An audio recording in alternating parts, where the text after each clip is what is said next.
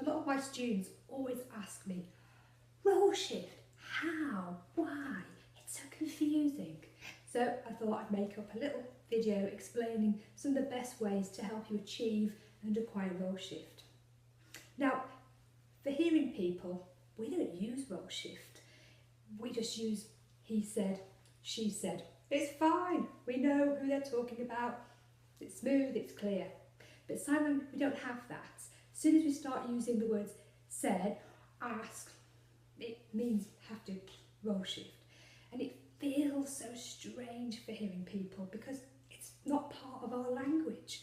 So now we have to remember how to Roleshift. Who am I when I'm in this way? Who am I when I'm looking this way? And then on top of that, I've got to remember the facial expression. Oh, and BSL grammar. It is a lot. It's a big challenge, especially for level 2 students, when it feels like so much new vocabulary and new structures, and now have to include 2 Roleshifts for your exam signing. So it feels really challenging. Lots of practice, it will get easier and it does get smoother. But let's have a look at my top 12 ideas and advice to help you achieve and acquire Roleshift. Tip 1. Use what I call points of reference. It means while you're sat here in your exam in a 45-degree angle, you need to be looking at 2 points. Find something that you can fix your eye gaze on. So for example, I've got the corner in there with a TV stand, and over here I've got a door.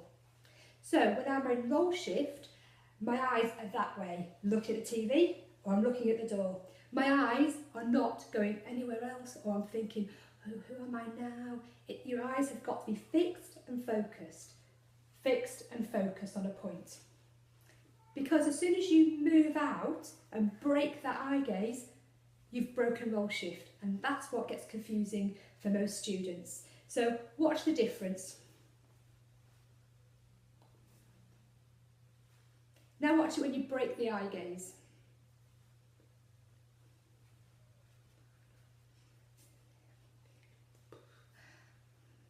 Eye gaze are everywhere, it's not easy. So you've got to remember, while you're looking at your points of reference, 45-degree angle, find 2 points of reference, maintain your eye gaze while you're in Roleshift, don't break it until you come back to neutral space, and then you're telling the audience, my Roleshift is now finished, I've broken the eye gaze, and therefore I'm telling you it's finished. So using that little simple technique, before you sit down for your exams, go into the room and recognise your points of reference at 45 degrees there, and then you know when you're going to look and how you're going to look, and to keep yourself in Roleshift during your exams. Students, when they're in a Roleshift, they're asked, use your body language. It doesn't feel natural or part of being hearing culture. So it feels weird, and sometimes you can see hearing students to really help them remember who they are in Roleshift. And really, the rule you just need to follow is what? Imagine you've got your back against a wall, and you're going to take one shoulder blade off for each Roleshift. So in Roleshift,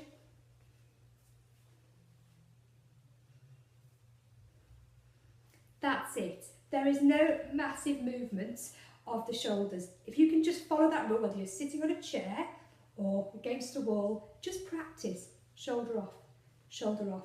And that's been used in horizontal Roleshift, for example, talking to your wife or partner or husband, or equal people at work, colleagues.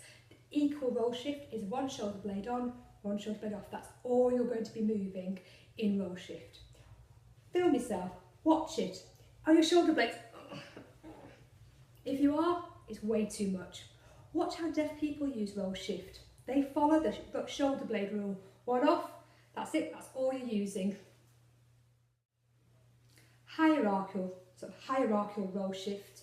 For example, if you're talking, if there's conversation happening between the police or a person or mother and child, often hearing people will often sound like this.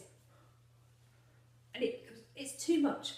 Just follow the rule. Baby tomato, apple.